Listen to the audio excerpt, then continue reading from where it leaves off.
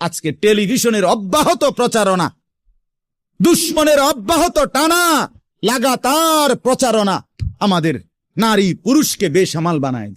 সবাই মিলে পাগল যে কাফেরের মতো সাজো, দুশ্মনের মতো সাজো, ইহুদির রঙই রং, খ্রিস্টানের সাজে সাজ, কাফের বেঈমান নাস্তিক মুরতাদ তাদের রং ঢং, তাদের চুল, তাদের লেবাস, তাদের জামা, তাদের শাড়ি, তাদের গহনা, তাদের প্যান্ট, তাদের লেবাস, তাদের পোশাক, এটাই সৌন্দর্য, এটাই আকর্ষণীয়। এটা হলো মূলত রুচিহীনতা, বিকৃত মানসিকতা, আত্মসম্মান বোধ, আত্মপরিচয়হীন ব্যক্তির পরিচয়।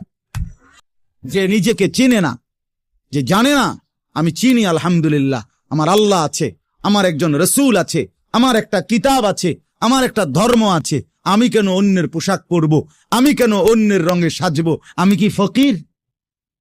কথা বলেন না কেন? আমি ফকির নাকি বেটা? আমি তোরটার মতো মানবো কেন? আমার আল্লাহ আছে না, আমার রসুল আছে না, আমার লক্ষ চাইতে বেশি সাহাবী আছে না, আমার আউলিয়ায়ে কেরাম আছে না, ওলামায়ে কেরাম আছে না? তাইলে